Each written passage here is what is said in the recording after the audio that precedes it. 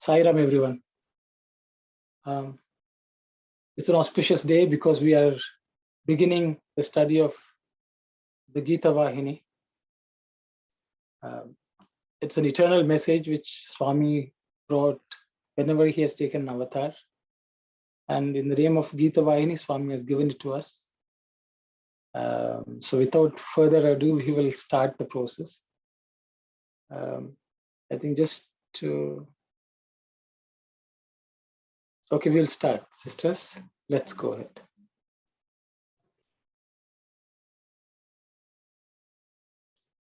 Sairam, Chapter 1. Whom the Gita is for, the objective. Remember Dharma, practice Dharma.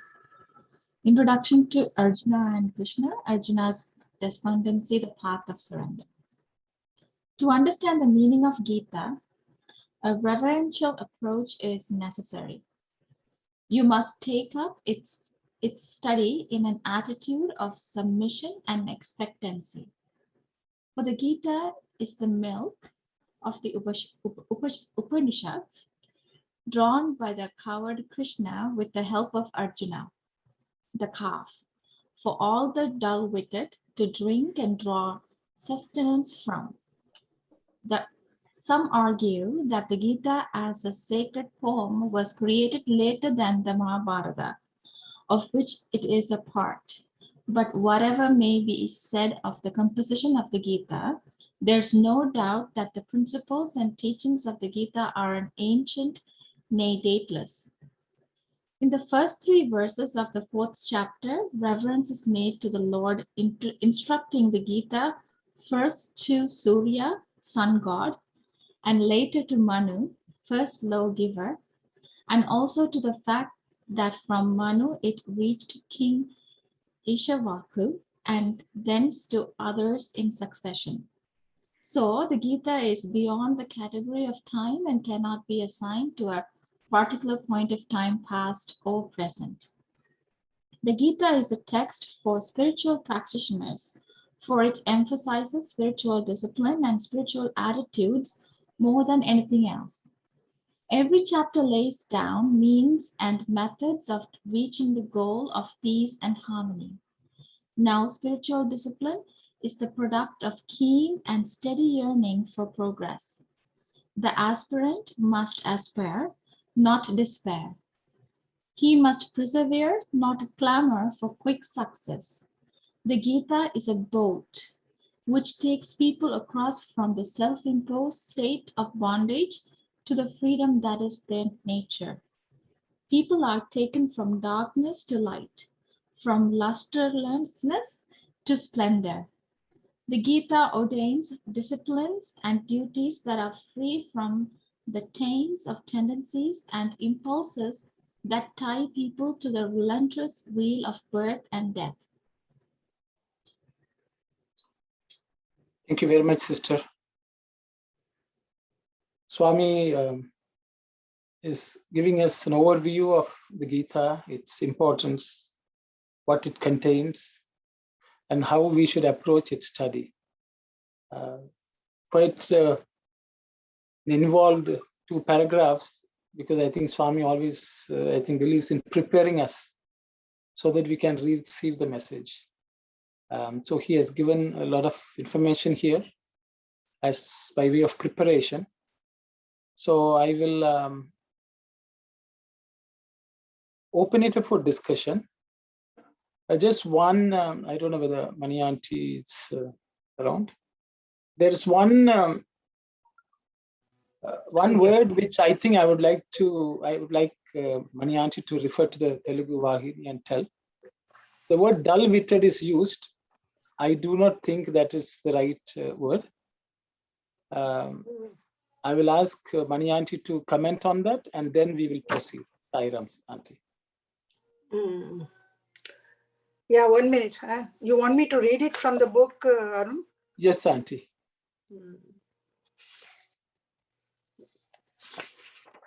Dull witted.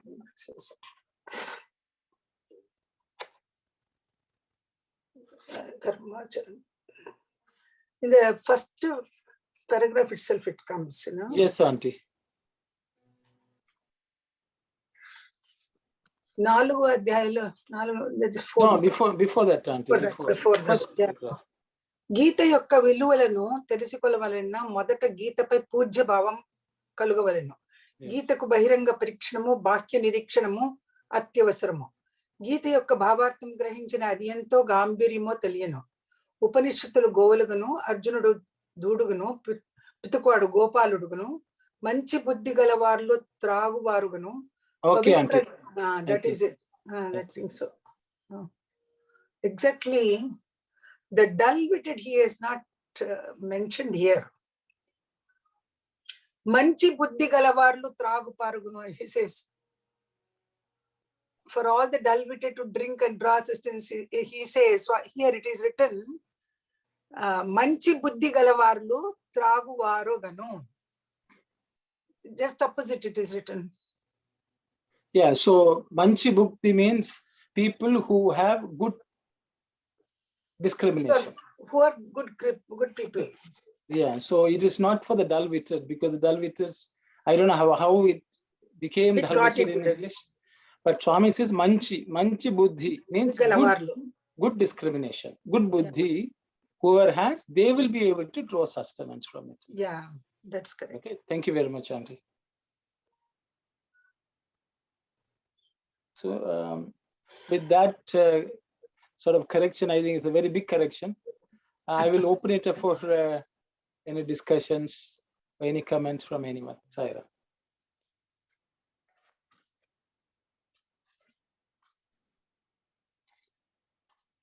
That Sanskrit shloka, which is Swami is there, it is here. Sarvopanishado Gavo.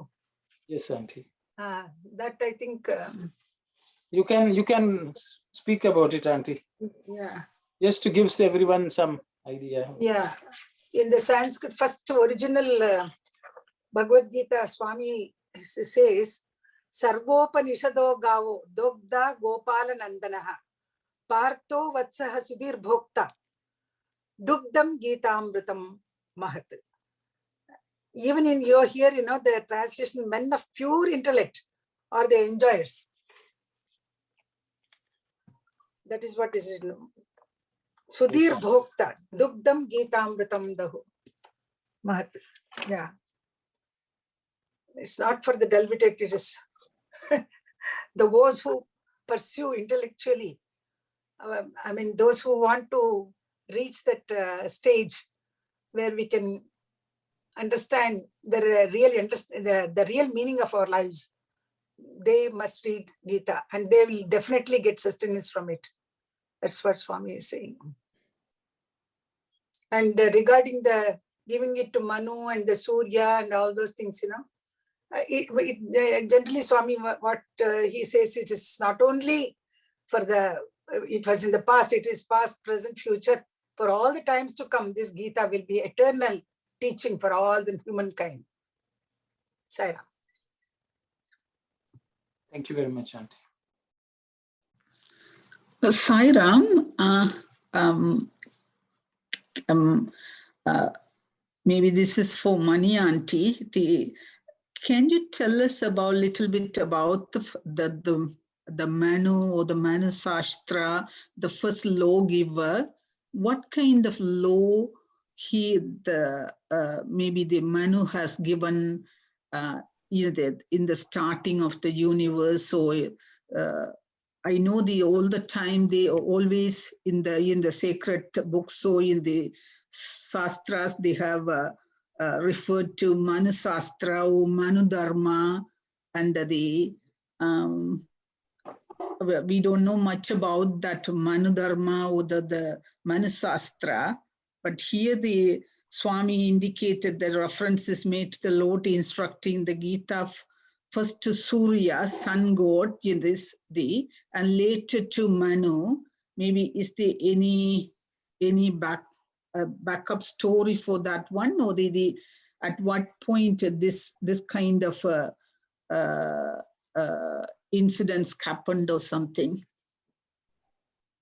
I don't know much about that, but Manu was the first lawgiver who has written Manu Shastra for the human race, how we have to behave, what is the Dharma, what are the Dharma of a householder or a sannyasi or a brahmachari. I think these are all given in there. I don't know much about it. I think Arun can tell you more about it. Arun, please. So Manu is in the every manvantara, you know, see the time is broken down into, the yugas are broken into, or the time of creation itself is broken into many factors. And within that, Manu is born for a particular era. And all the human beings are called Manuja. Means we are all actually his, we belong to his lineage. That's why we are called Manuja also.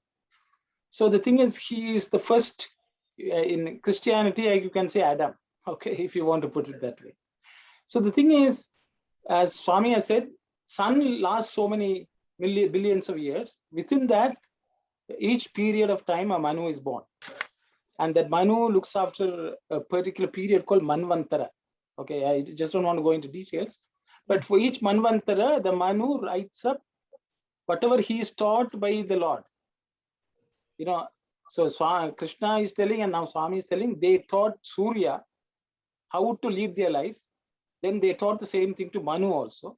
So the Manu is supposed to have written down his instructions for everyone to follow for that entire era of that entire Manvantara. Okay, so that is written as Manu Dharma Shastra.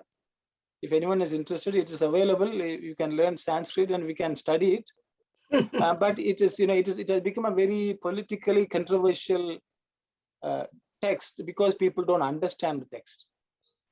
Okay, but Swami here says that actually this is mentioned in the Gita, I think the 4th chapter, as Swami himself has said. Krishna is telling Arjuna that I taught this before to all these people, now I am teaching to you. And I think Swami is telling that because what he has taught to everyone, now Swami is teaching us. Yeah. I think that's more important. So whatever Swami is going to say here is what is contained in the Manu Dharma Shastra, we can say. Because that is, after all, it's based on Swami's teachings. I hope that's good enough. I don't want to, otherwise it'll become a bit of a one person talking, so I will stop here if it's okay. Thank you, Sairam. Brother Arun, that's good enough. I also thought maybe from the Manu it came to the Manusha and the maybe so the Sanatana Dharma also is equivalent to Manu Dharma or the okay. Yes, it is actually Manu Dharma. The Shastra basically captures the Sanatana Dharma for practical life. I think we'll put it that way. Yeah. So, Saram, so is it okay to understand, so the Gita was first taught to sun god, later to Manu, and then to Arjuna, now to us, in that sense? So the Gita, the same Gita was like era after era taught. It's not the first time being taught to Arjuna. Yeah. Yes. Is that how we, okay. Yes. That's my understanding, sister. Yes.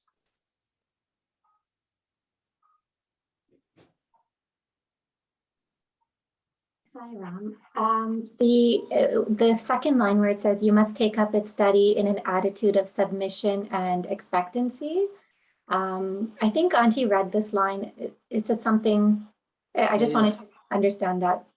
It's a good question. Good question, Kalyani. Swami is, yes. Auntie, go ahead.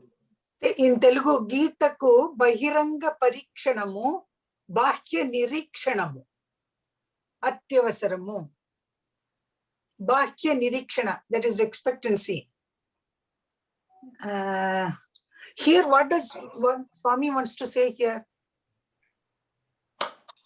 See, Bahiranga parikshana, bahya nirikshana. see, Bahiranga means, I think Swami is Outside, Bahirangam. Bahyam also, it's the same thing, but it basically, Swami says it's an we have to have an expressed interest. Oh. You know, it's one thing is to say, you know, I'm interested in this, but Swami says it should be manifested, externally manifested, determination to study with humility, you know, if you want to put it that way. Swami is using the word Bahiranga, means sometimes we will say Antaranga means inside. Yeah. Bahiranga means it should be externally seen. The interest itself should be externally seen. Even the submission also should be externally seen. Maybe what Swami means here is your study of Gita would be expressed, manifested in the way how you behave, Bahiranga.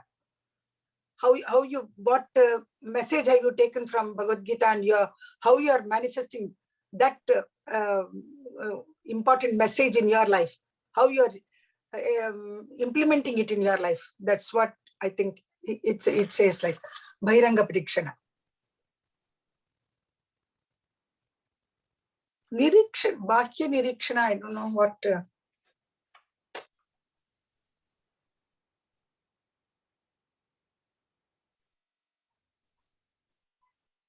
Idhukku bhavarthamu grahinchina adi enta gambirimo teliyadu.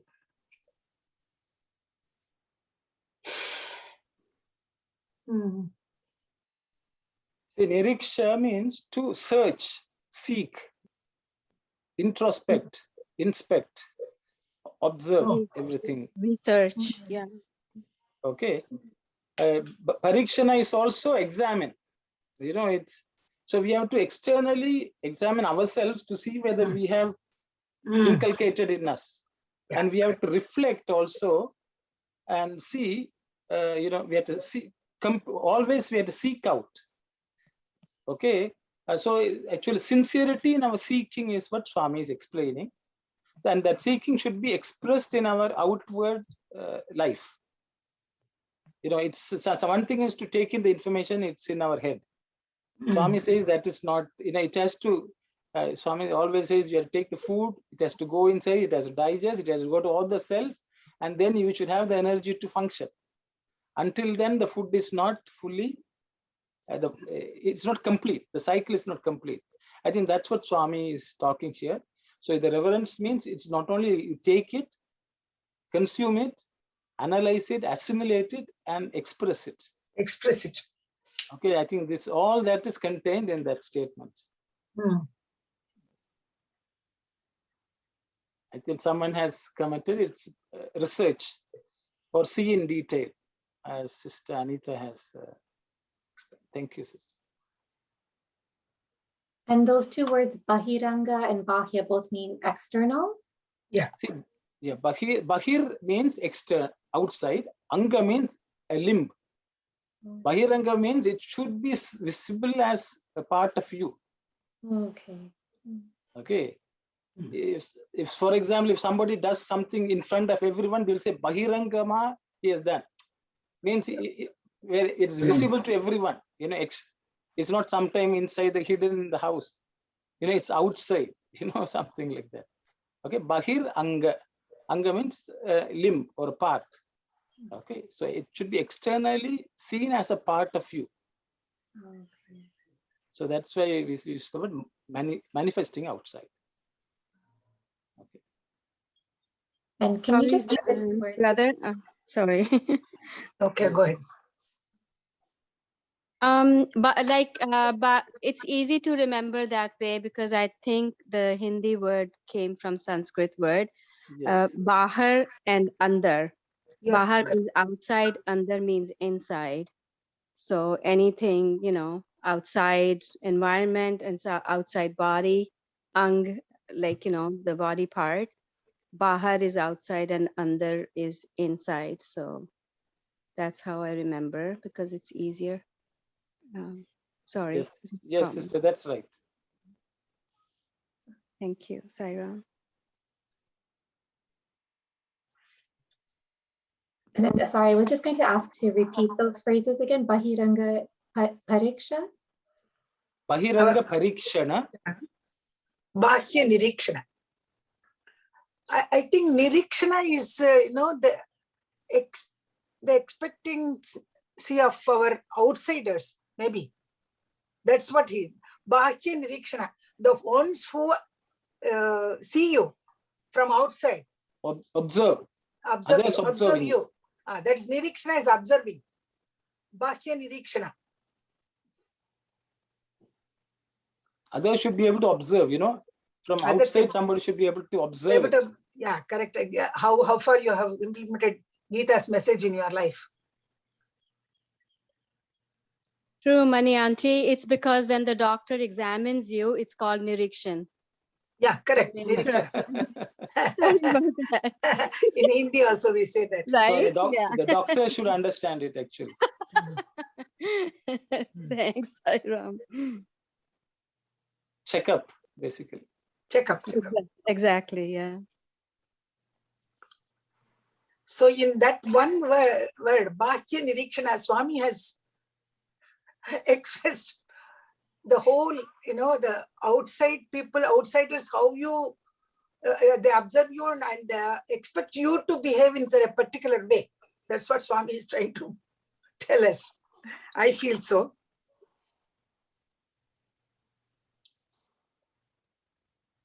And does Swami say anything more? In the translation, it says the attitude of submission, but these two phrases, it doesn't seem like it really is about submission. Is that right? Gita pai Pujya Bhavam. Pujya Bhavam is reverential attitude. That's the first sentence. First sentence.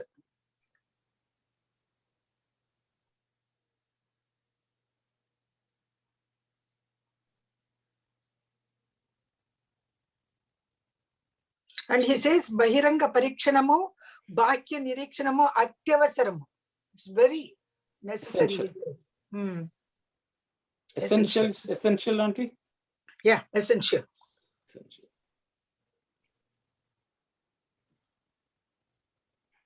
Then the next sentence says, Gita yokka bhavarthamu grahinchina, adi enta gambiryamo teliyadu.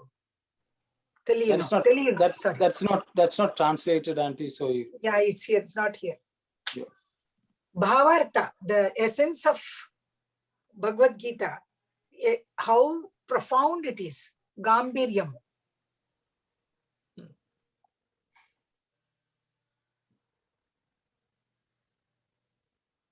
But Swami is saying is, if you understand the essence of Gita, you will understand the greatness of Gita itself. Yeah, that's one correct. who understands the bhava artha, the feeling and the meaning, the full essence. If someone understands, comprehends, then they will know the greatness of the text. Yeah. Gambhiryam is a greatness, Auntie, or it's profundity. Profundity.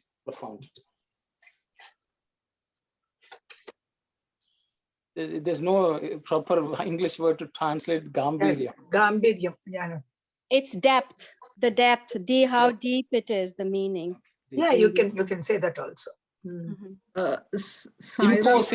Imposing is also another word. When someone is Gambhira means imposing. Okay, go ahead, Sister Anand. Sai Ram, brother, the way those words in the first paragraph, I don't see the equivalent wording here. So the something else in the additional sentence or wording in maybe the Telugu version, or the maybe different.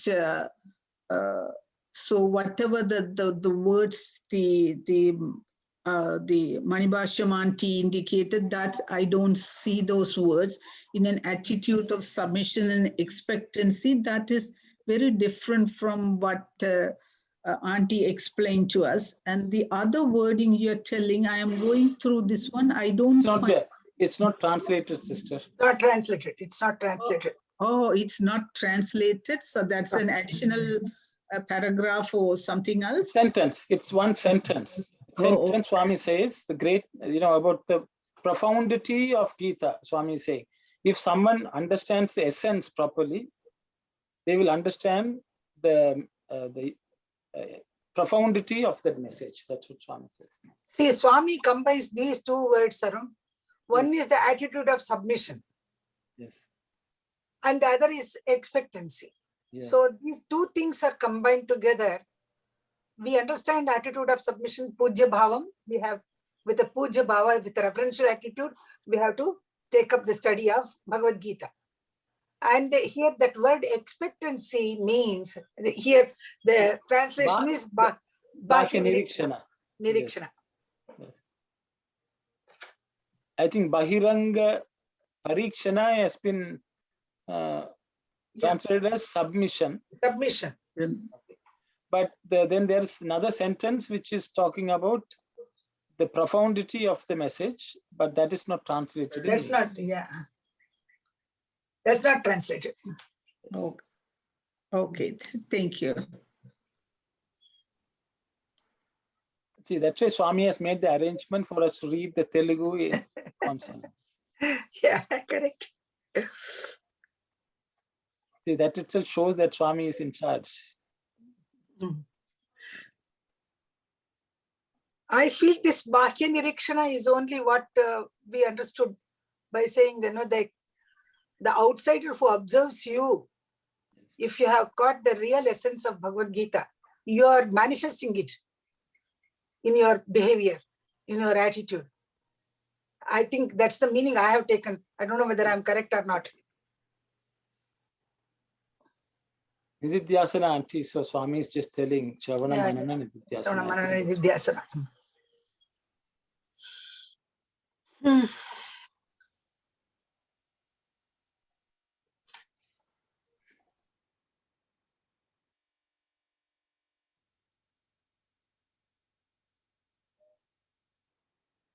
I also like in the second paragraph where Swami, I don't know if that is translated correctly, but the aspirant must be aspire, not despair, must persevere and not clamor for quick success. So you have to practice it in your daily lives as well, what you learn. So that also kind of, that the initial was a prelude to what he's saying, that when you start learning, you should also express that.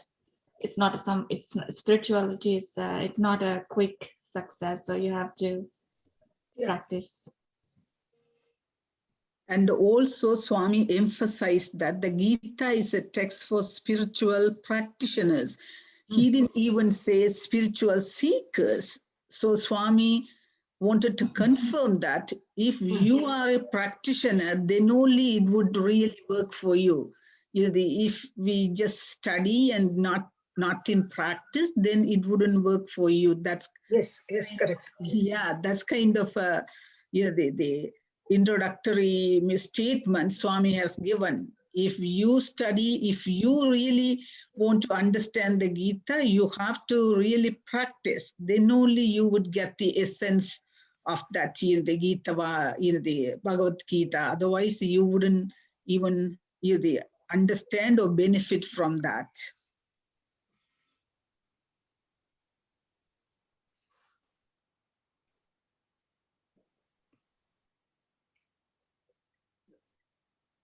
Auntie, and the sadhana landu agrahamu, I think that's what Dharma was.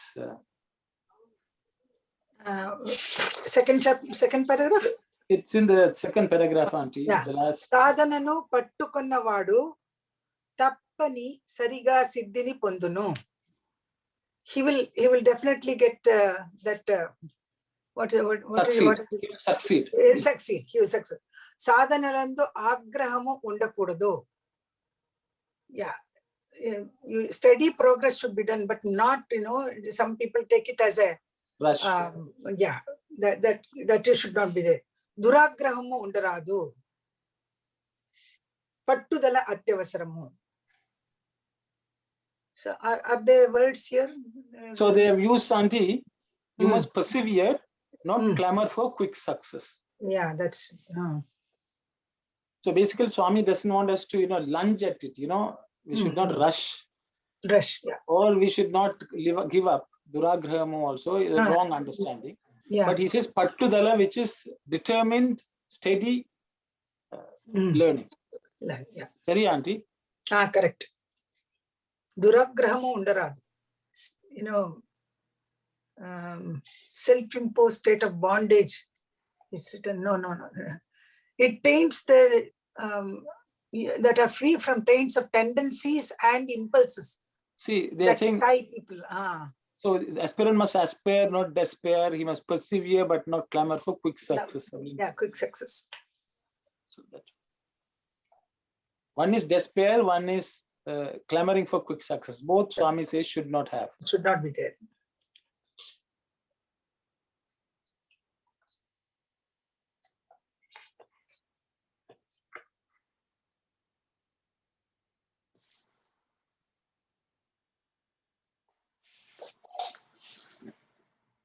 I hope Swami will further explain that maybe in the upcoming chapters, what kind of spiritual discipline and spiritual attitudes have to they maintain in order to achieve the unity, in order to get the understanding of Gita, the Gita celebration. Auntie, Swami is saying, Mondi Pattudala. Mondi Pattudala. I mean, those who are really obstinate, they should not take up that kind of study. Mondi Pattudala. Even the determination, Swami doesn't want it to be an obstinate determination. Yeah. Okay. So, Swami is warning us about all potential pitfalls. Yeah. Agrahamu, Duragrahamu, Pattudala, all these, you know, they are an obstacle in study of the important Gita's message.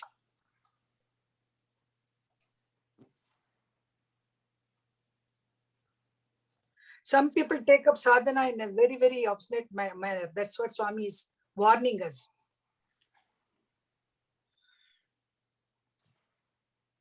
Sorry, obstinate would mean like not willing to change? Adapt to situations, you know, sometimes people, you know, this is the way it is, and the entire world has to revolve around that also, you know. I am doing this sadhana, everyone keep quiet, you know. And my way of sadhana is the correct one, not others. That's also there.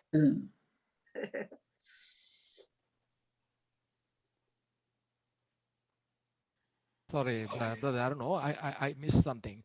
For the dull-witted to drink and draw sustenance from. So what is the dull-witted final conclusion of that? Because in Tamil they say it's. I'm reading the Tamil version of that.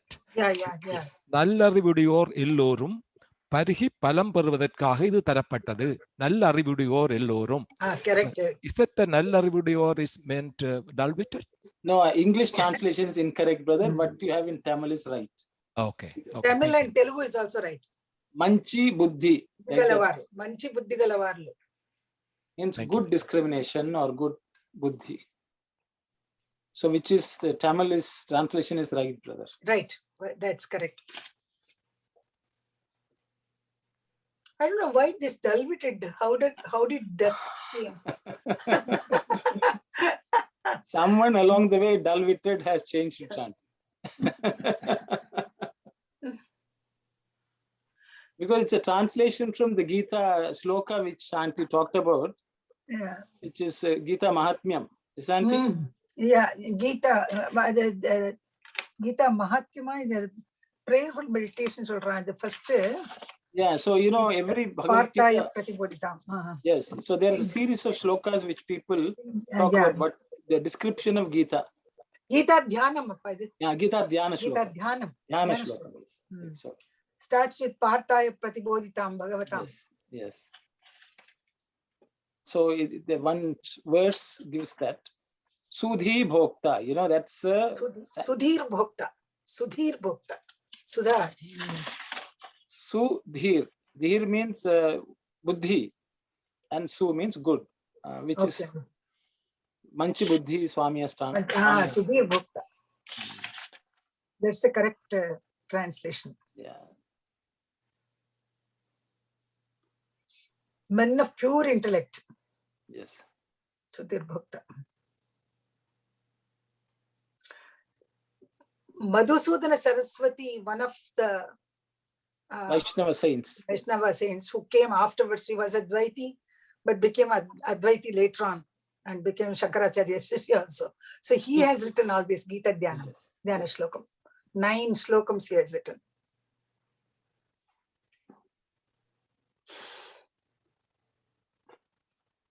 Sai Ram, one little clarification about that. Already Narmada touched that he must persevere, not clamor for quick success. What is the clamor? In this context, what kind of meaning carries that the word clamor? Sister, my understanding is we should not be impatient. Or impatient? Yes. Because, when are we going to master it? That type of attitude should be there is what I understand. Others can comment.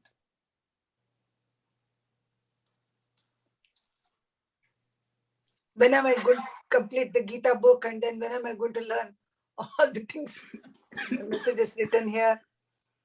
So that is for clamor for success. So. We should not impatiently pursue the study. That's what Swami says. Take your time, understand, put it into practice. And overnight, we are not master it. It's okay. Sometimes we are hard on ourselves and then hard on others also, I think. So, Swami. Because we all want to liberate ourselves this life, maybe in a one month's time, things like that. Unrealistic goals we set. I think Swami doesn't want us to. He says, don't worry about the pace, just do what you have to.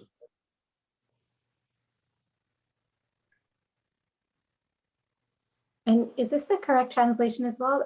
Where it says now in the second paragraph, spiritual discipline is the product of keen and steady yearning for progress. Now spiritual discipline is the product of keen and steady yearning for progress.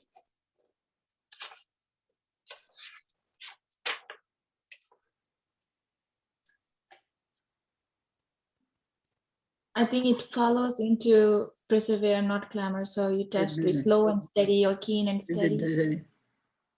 It's a prelude to that sort of.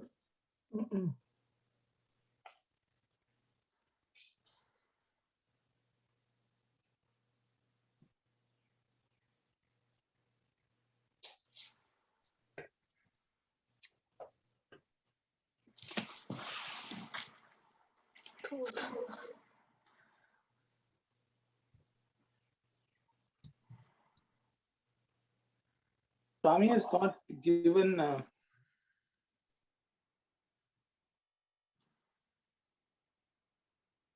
here Swami didn't say anything specific, Auntie, no?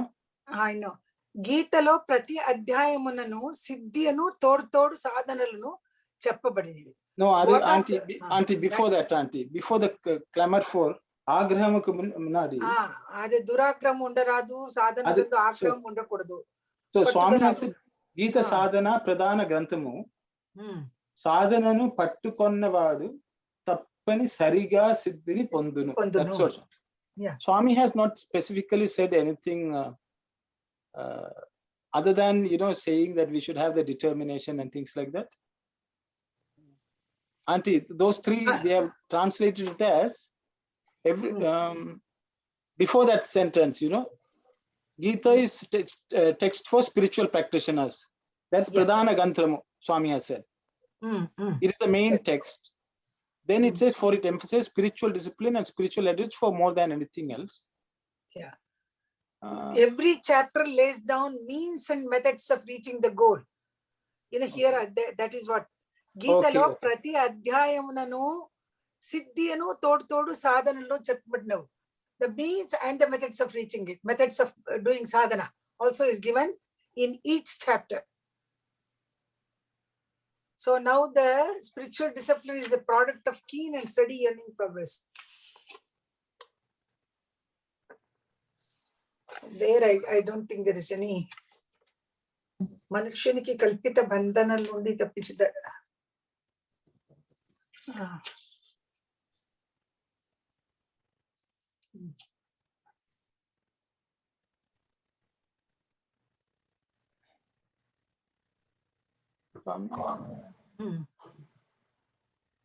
So okay, Geetha Nava. Yeah, correct. Geetha Nava. The boat. Before, yeah, there's nothing specific, Kalyani. Nothing specific is written, Kalyani. Okay, yeah, because I was wondering, because it made it seem like sadhana was like a product of something, whereas I thought that was more like the means to. Yes, exactly.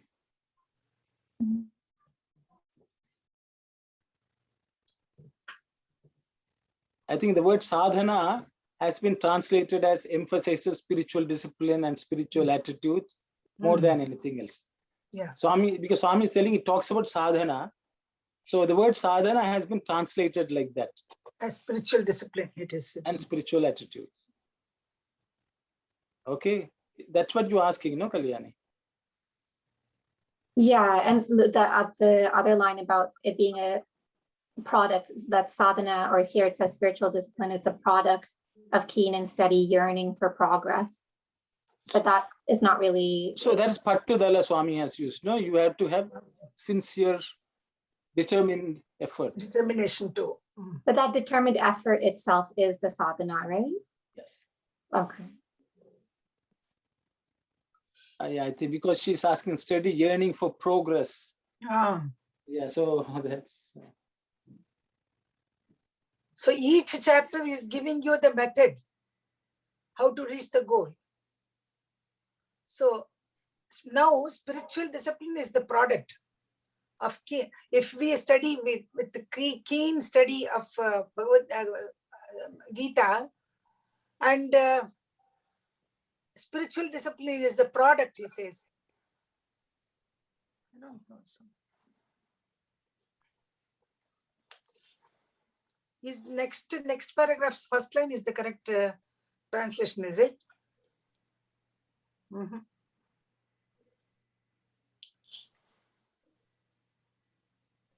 Swatantra Munaku. I don't know. No, that is next slide, Auntie. Next slide. Yeah, next slide, I think.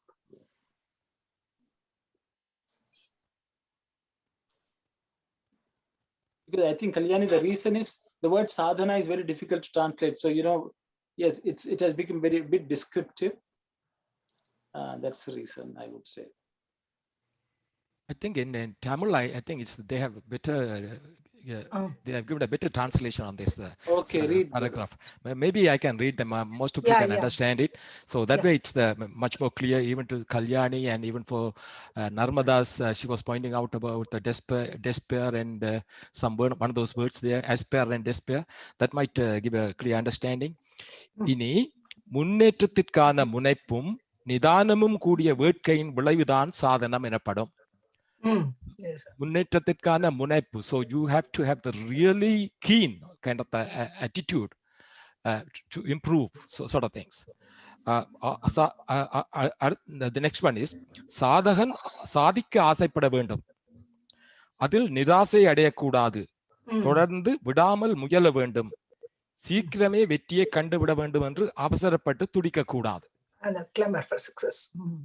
கீதை ஒரு படகு போன்றது. தனக்குத்தான் ஏற்படுத்தி கொண்ட கட்டிலிருந்து மனிதனை அவனுடைய இயற்கையான சுதந்திரத்திற்கு அது ஏந்தி செல்லுகிறது. இருளிலிருந்து ஒளிக்கும், ஒளியிழந்த நிலையிலிருந்து பேரொளிக்கும் மனிதனை அது அழைத்து செல்கிறது.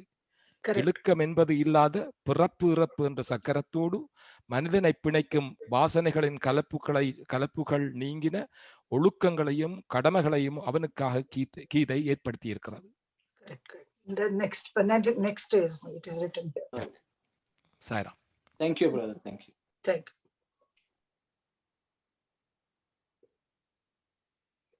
So it is simply translated as spiritual discipline. Sadhana is translated as the one word, spiritual discipline. Yes. Yeah. So if everyone is okay, maybe we'll go to the next slide. Yeah. We can discuss this for a long time, but Really speaking, people have come into this field of activity, karma kshetra, only to engage themselves in activity, not to earn the fruit of such activity. That is the teaching of the Gita. It is fundamental lesson. The Gita is a quintessence of the meaning of all the Vedas. Rituals and sacrifices, the outward directed activities, are mentioned in the preliminary portions of the Vedas. Activities of the mind, like worship of the Lord, which are directed inward, are mentioned later. And the yoga of spiritual wisdom, jnana, is also expounded to minds thus clarified and purified. Any individual, however scholarly, cannot escape delusion and therefore is subjected to grief, which act as a brake upon activity. Arjuna, the great hero, capable of great renunciation and of great wisdom, is deluded by the awful needs of war, and his grief handicaps his activity too. He confuses the body with the self. He starts identifying the two. He imposes on the Atma, the never-changing divine self or spirit, the unreal and ephemeral nature of the world, and takes this delusion as true. He believes that the worldly activities, according to that false identification, are his Atmic nature, Atma Dharma. This is the tragedy not only of Arjuna, but of all humanity. Therefore, the Gita is of universal and eternal value. To study the Gita is to learn the art of swimming across the sea of delusion. The Gita is the very voice of Lord Krishna. The fact that it has provided consolation and liberation to millions of people is evidence of its divine origin. A lesser person could not have given it that authenticity. thank you very much, sister. So Swami is again telling what the Gita contains, what it talks about, what it teaches us. That's what the first section is talking about. Then Swami is also talking about what sort of people need the Gita. So Swami is explaining what Arjuna went through. So it's also a qualification, also a condition, the disease which we all suffer from, Swami is talking about. As Swami said, this strategy is not only of Arjuna, but all humanity. So he says, we are also good candidates for learning this. And then Swami says, why Gita is one of the most potent teaching, which has taken millions, as Swami says, across the ocean. So Swami says, so it's worth our time studying this. And so that Swami wants us to understand the importance of studying it, I think. And those are my thoughts. I will open it up for discussion. Anyone, please share your thoughts, please. Anything which strikes you.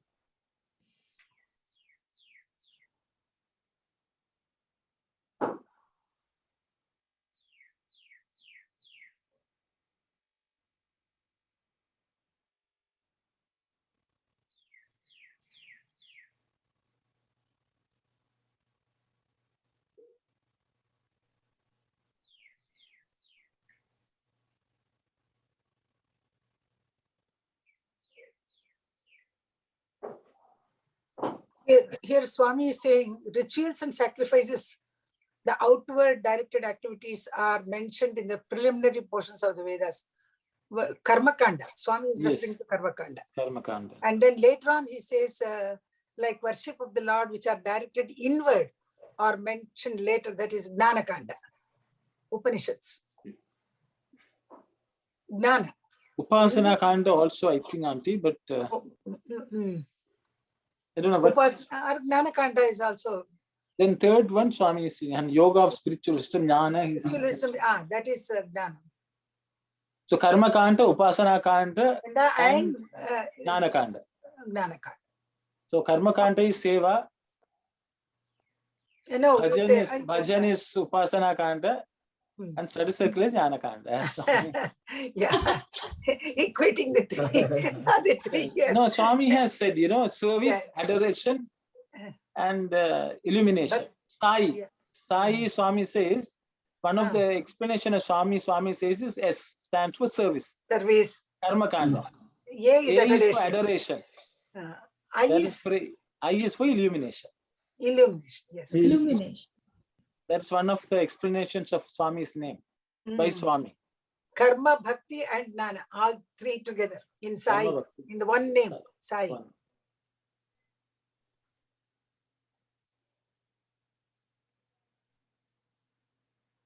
So we can see Swami himself has given the essence of the Gita to us, or the essence of Vedas in the practices which Swami has given us.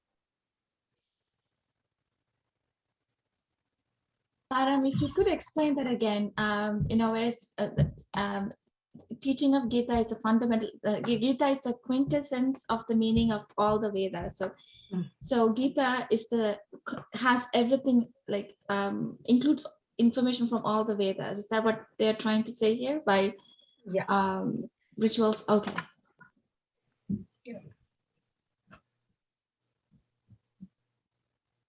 So in the 18th chapter, Krishna has covered, and Swami is also going to cover, which is Karma Yoga is mentioned, Bhakti Yoga is mentioned, and Jnana Yoga is also mentioned. All three are mentioned in the Gita in different chapters.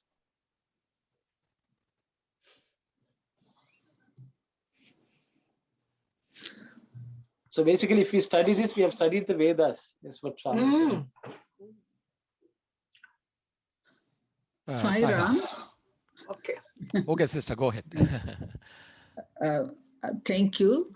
So that means that Vedas is codified as only three portions. Only three divisions. So it's a Karma Kanda, and maybe the Upasana, and then the Jnana Kandam, the Upasana Kandam, and the Karma Kandam. So Vedas is codified is only three divisions, or even it is more than three divisions, but Swami focused only on three divisions. I thought Vedas are codified into many more divisions. Maybe Swami focused in here, maybe in this particular point, maybe focused on three different, as explained, it's like a Karma Kandam, Upasana Kandam, and the Jnana Kandam, or Marka, the Karma Marka, Upasana Marka, and the Jnana Marka. So Vedas, maybe is divided into three segments or more than three segments, but we only focus only on those three. That's my little question here. They maybe not necessarily that's my curiosity. Not necessarily we have to focus on this one. Maybe these three, maybe majority of the things may fall under these three markers. Maybe the other things also may maybe they are Brother Arul, you can go ahead. That's my little question in there. Okay. My question is, Swami is talking about in the first line, really speaking, people have came into this field of activity, karma kshetra, not to engage themselves in only to engage themselves in activity. What is this activity Swami is mentioning? What is the activity that we all have to engage in?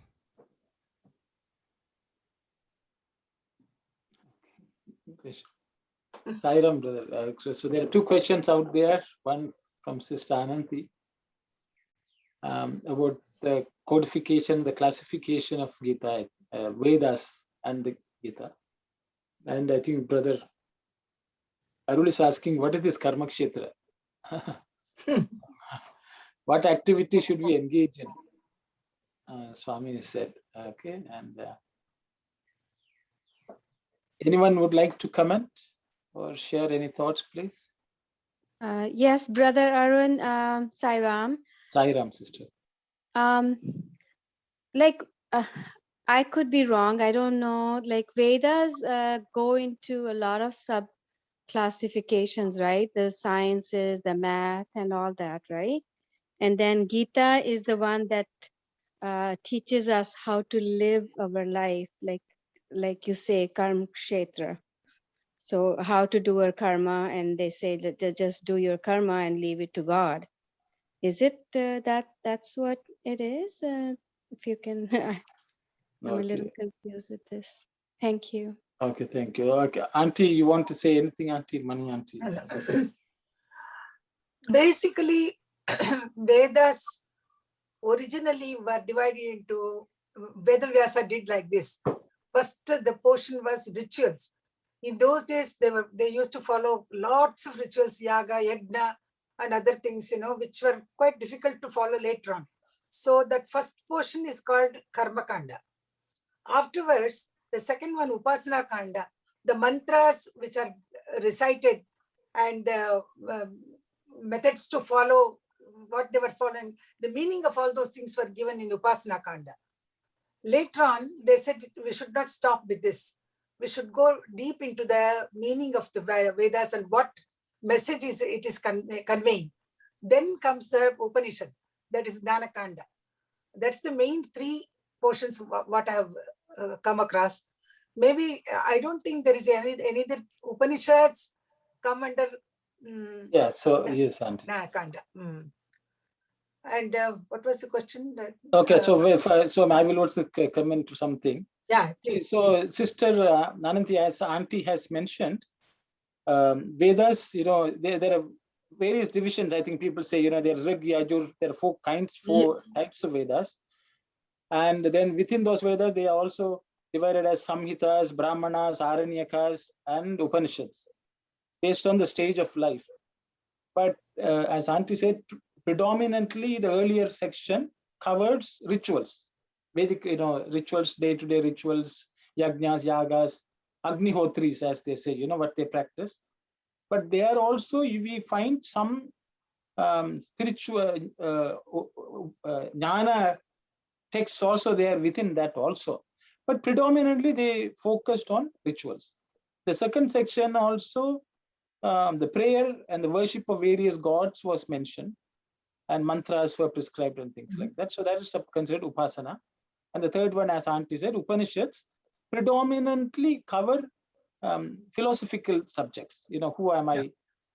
What is the purpose for life, living, etc. Purpose of life and things like that.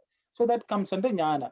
So, but there is no clear watertight distinction saying this covers only this covers only that. But there actually all of them are rolled into one. But it is just that some of them give a primary importance to one aspect of sadhana, which is either karma or upasana or jnana.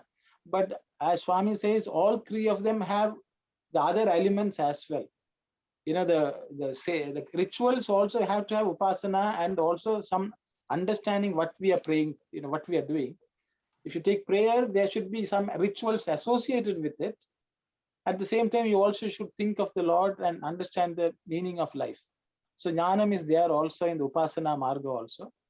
And the last one, though it is jnana, that also involves some activity and it also involves some prayer. So all three so there's no watertight compartmentalization in the Vedas. Is my understanding also. And Arun, Sister Anandi's question, Vedangas are there.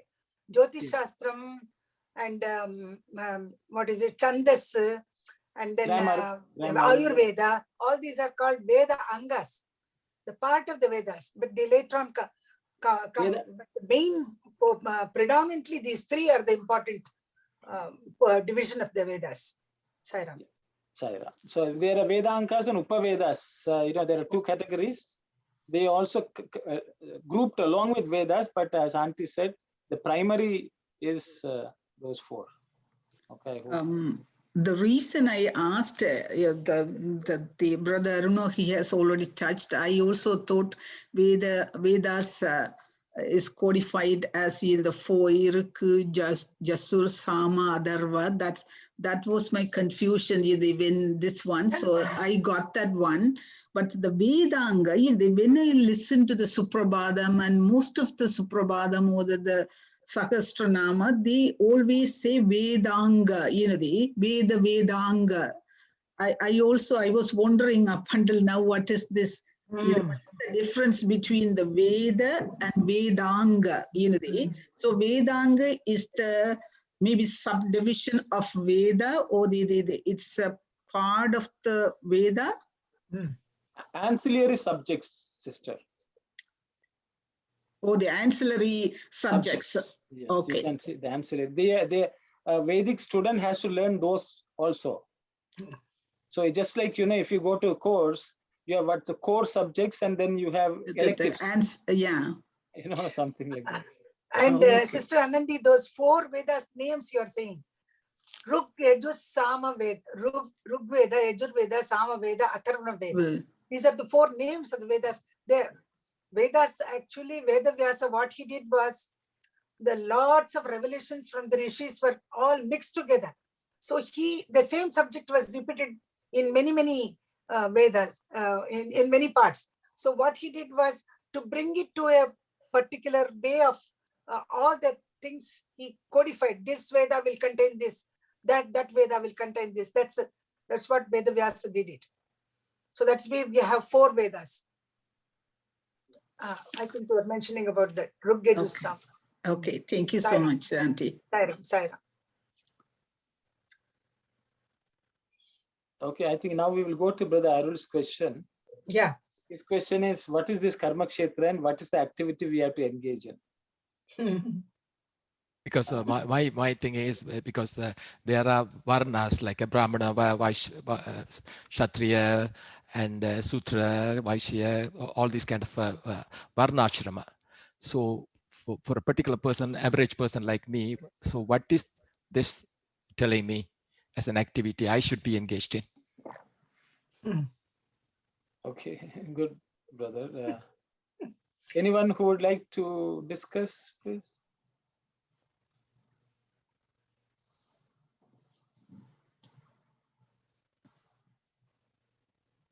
Okay, so if no one is going, then I will have to volunteer. Please interrupt and say, brother, my understanding is in the modern day world, the Varna, Ashrama, Dharma are sort of all mixed up. That's a reality. I think each of our life has, but predominantly, I think many people are in Grihastha Ashrama. Some maybe still not married, so they can consider themselves, they are in Brahmacharya. And then there are many who are in Vanaprastha, they're in retirement mode, I guess. And so the thing is, so it's very difficult for us to understand what is our duty, what are the actions which we have to take. I think that's your question. What should we spend our time doing? And I think Swami has already covered that quite well in Dharma Vahini, which I think we studied in Tamil. See, each person we should not forget that the main duty we have is to reach God, for which we have come. And I think that should be the primary focus, all activities which we take up. And the second one is, I think because of circumstances, we are placed in a home, in a family situation. We need to do the bare minimum essential to serve people, their basic needs, I would say, and look after our health and do some help others around us. But all, as Swami says, not to earn any fruit. It is just as offering to the Lord. I think that's what Swami is, because most time we engage wanting the result, wanting some outcome. I think that's what I can think of, but I will open it up for discussion, please. Saira.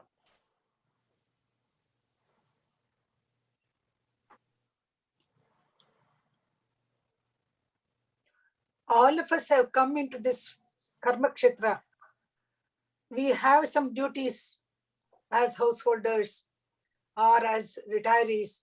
So we should do that dharma, according to our stages in our life.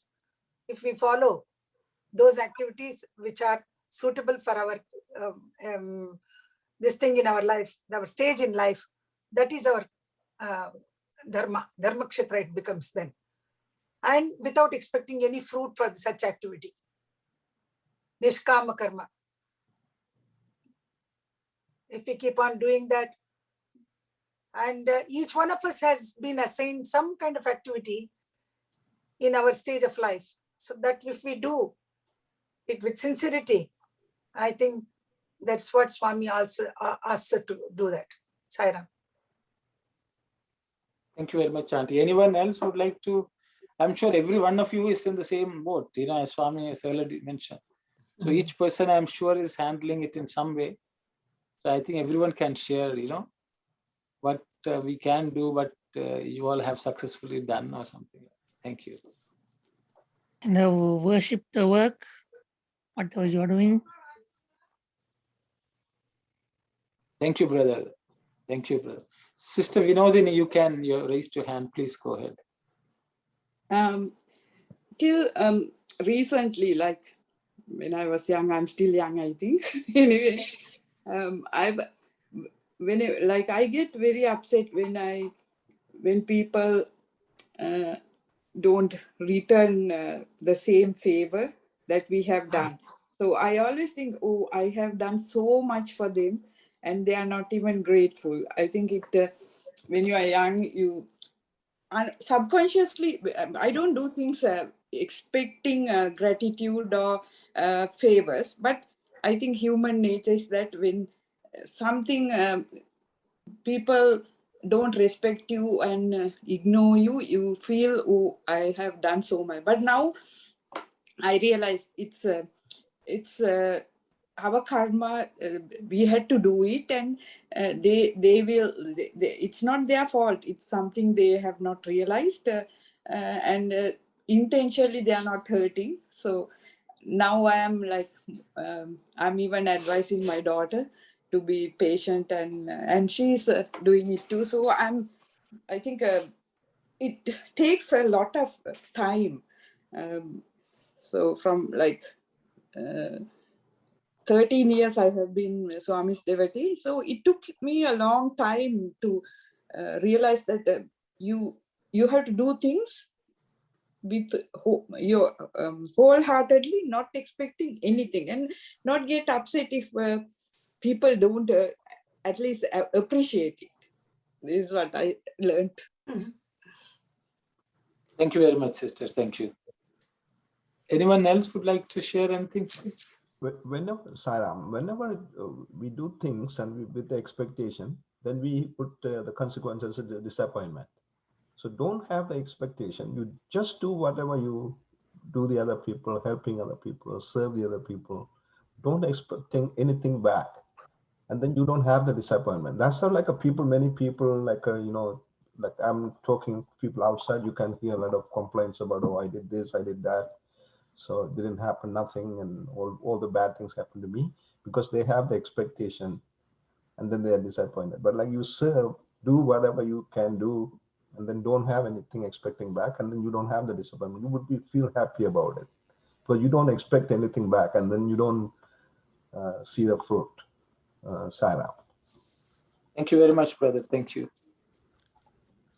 Sairam, normally as a human, we want to earn the fruit,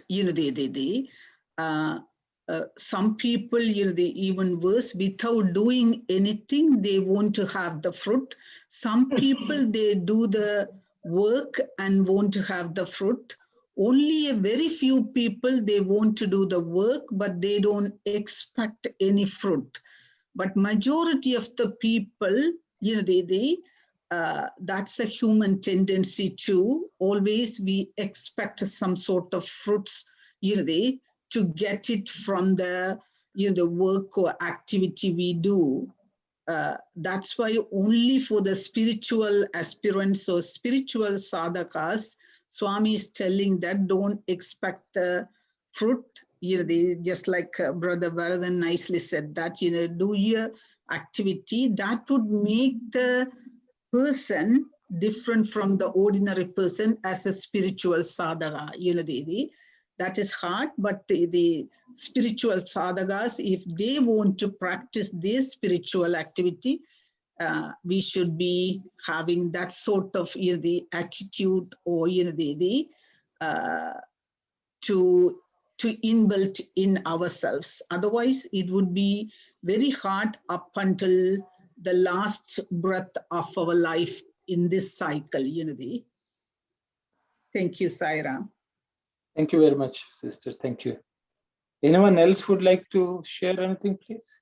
Sairam, I want to ask exactly how this is Swami talked in Telugu on this first sentence. Really speaking, people have come into this field of activity only to engage themselves in the activity, not to earn the fruit of the activity, for fruit of such activity. In Tamil, they have nicely put it, because if we compare activity and dharma are two different set of meanings, I think. In Tamil, they say, உண்மையாக சொல்ல போனால் தனக்குரிய தர்மங்களை செய்வதற்காகத்தான் இந்த கர்ம கஷேத்திரத்திற்குள் செயற்களத்திற்குள் மனிதன் வந்து சேர்ந்திருக்கிறான். தனது தர்மங்களை செய்வதற்காக வந்திருக்கிறான்னு சொல்றேன். When we talk of activity, that is sort of a karma. But if you really, when we are doing things as a dharma, it's a totally a different feeling that we have in our mind. So actually, what Swami said, how did Swami put up worded this one in Telugu? So, brother, when you're saying dharma, I think that's why you asked that for a classification. Where do we fit in? Because that comes into our dharmas, right? Yeah, because every ashrama, even in every ashram, everybody has their own dharma. When they do the activity, to their conscience, to their thing, they are doing it. That is their dharma. Krakastan, he is doing his dharma. Everybody is doing their dharma. So the world is functioning very well.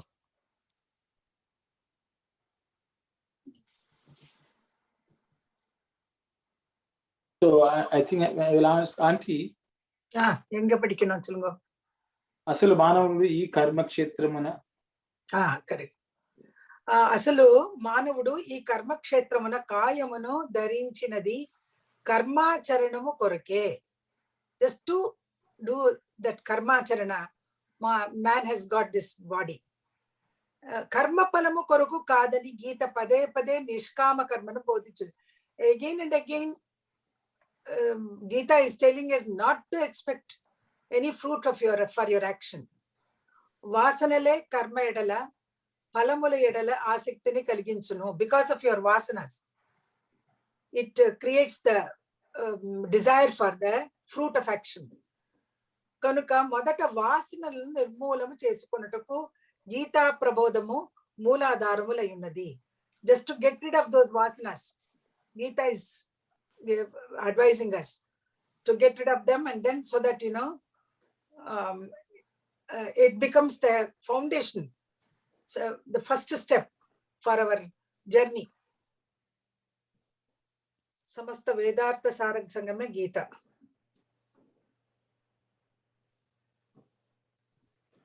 So thank you very much, Auntie. Saira.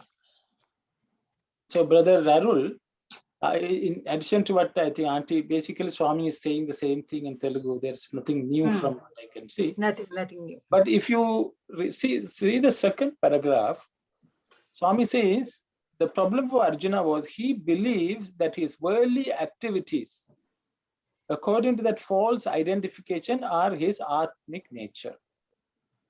So the thing is, there are worldly activities which we have to engage in. And Swami says Arjuna is thinking that is Atma Dharma. Okay, forgetting is Atma Dharma. So even the activities, Swami says, when we engage in worldly activities, Swami wants us to understand that those activities are related to the world, but that those activities should not be engaged in thinking that we are the body. we should learn to identify that we are the Atman and then engage in activities. That way, we will not think the worldly activities, which are, you're talking about Varna, Ashrama, Dharma, because Gita is not talking about that as much. Though Krishna is telling Arjuna, you are a Kshatriya, he says he is unable to perform his worldly Dharma because he's already deluded into thinking that he is the body. So I think from what I understand, when Swami says we should engage in activity, Swami wants us to engage in activities, realizing that we are not the body, we are the Atman, and then engage in activity. So the activity by itself does not really matter what activity you engage in, as long as your identification with the Atma is there. This is what I can see in the second paragraph. Of course, Swami is going to go on to detailed explanation. The entire Geetha Vahini is actually talking about this. That's my understanding, but I hope that clarifies to some extent. It is not the activity. We should realize what is our Atma Dharma. I hope, I don't know, that's what I am seeing, but I will open it up for others to comment as well. Okay, yeah, that makes a lot of sense. Thank you, brother. Thank you, Saira.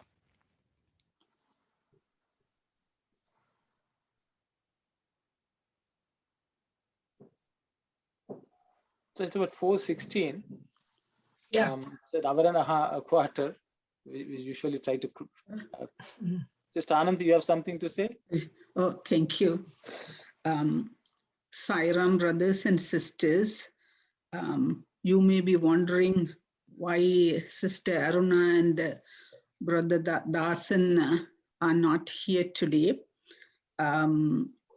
Our dear Sister Aruna's and dear Brother Dasan's father, late Mr. Kandaya Arambhamaya, has attained Swami's lotus feet at the age of 94 on Saturday, July 31st, 2021. May his soul, through the mercy of Swami, rest in peace. Dear Sister Aruna and Brother Dasan, our thoughts and sincere prayers are with you at this difficult time. The viewing will be on Wednesday, 5 to 8 p.m. at Chapel Ridge Funeral Home, and the Thursday morning, the last rites rituals and the cremation will be taken place. Thank you, loving Saira. We will. So it's in Toronto, sister. It's in Toronto. Yeah, Toronto in Chapel. Yeah. Okay. Is it Shivadas' father who has passed away? Thasan's and Sister Aruna's. Sister Aruna's and Brother Thasan's father. Sister Aruna and Brother Thasan's brother and sister. Oh, I didn't know that. Sorry about it. Anyway, that our prayers are with them, and for the departed soul, we all say Shanti Om 3 times afterwards.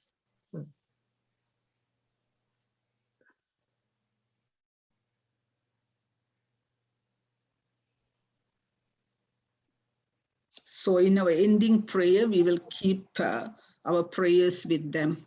Yeah. Okay. Thank you very much. So we will close with Samasta Loka, Sukhino Bhavantu. Okay. Sairam. Thank you very much, sister. Om Samasta Loka, Sukhino Bhavantu. Samasta Loka, Sukhino Bhavantu. Samasta Loka, Sukhino Bhavantu. Om Shanti, Shanti, Shanti. Sairam, everyone. Sairam. Sairam. Sairam. Sairam. Thank you, Sairam. Thank you.